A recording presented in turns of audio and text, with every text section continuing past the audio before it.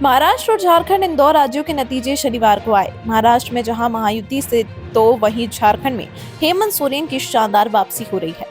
महाराष्ट्र में जहां महायुति के पास दोबारा से सत्ता की बागडोर होगी, तो वहीं हेमंत सोरेन एक बार फिर झारखंड की कमान संभालेंगे।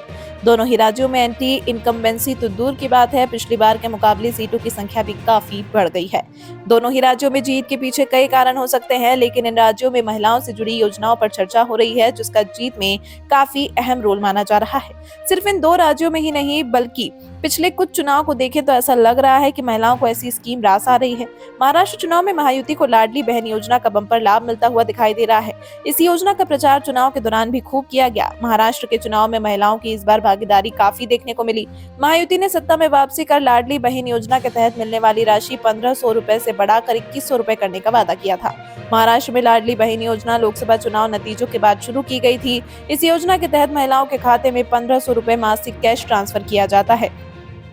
इसकी 3 किश्तें भी जारी हो चुकी हैं। चुनाव के दौरान महायुति सरकार ने वादा किया था कि सत्ता में आने के बाद इसे बढ़ाकर 2100 रुपए कर दिया जाएगा। झारखंड में हेमंत सोरेन की दोबारा से वापसी के पीछे भी महिला वोटर्स की अहम भूमिका रही। इस जीत के बाद मैया सम्मान निधि योजना की काफी चर्चा हो रही है। हेमंत सोरेन ने महिलाओं को ध्यान में रखते हुए चुनाव से पूर्व मैया सम्मान निधि की घोषणा की थी। इस योजना के तहत चुनाव से पहले महिलाओं के खाते में हजार रुपए आ चुके हैं। वहीं चुनाव की घोषणा से कुछ समय पूर्व हेमंत सोरेन ने घोषणा की थी कि अब हर महीने 2500 रुपए मिलेंगे। इस योजना के तहत 18 से 50 वर्ष की आयु की महिलाओं को प्रति माह 1000 रुपए देने की शुरुआत हुई थी। आज जो नतीजे आए हैं उसके पीछे कई कारण हो सकते हैं, लेकिन यह भी समझा जा रहा है कि हेमंत सोरेन का यह कदम काफी कारगर सिद्ध हुआ है। बात सिर्फ इन दो राज्यों की नहीं, पूर्व में ऐसी ही योजना कई और राज्यों में कारगर रही। पंजाब चुनाव के दौरान आम आदमी पार्टी ने वादा किया था कि सत्ता में आए तो हर महिलाओं के खाते में 1000 रुपए आएंगे। वहीं उपचुनाव के दौरान मुख्यमंत्री भगवंत सिंह मान ने वादा किया कि इसे बढ़ाकर 1100 रुपए कर दिया जाएगा। इसके साथ ही मध्य प्रदेश में जहां बीजेपी की वापसी की उम्मीद कम की जा रही थी, लेकिन लाडली बहन योजना ने कमाल कर दिया। साल 2023 में बीजेपी सरकार ने इसकी शुरुआत की। शुरू में 1000 रुपए, बाद में इसे बढ़ाकर 1250 रुपए कर दिया गया। साथ ही वादा किया गया था कि इसे बढ़ाकर 3000 रुपए कर दिया जाएगा।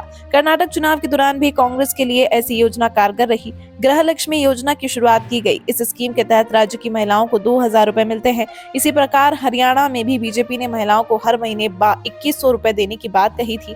यहाँ भी योजना कारगर रही।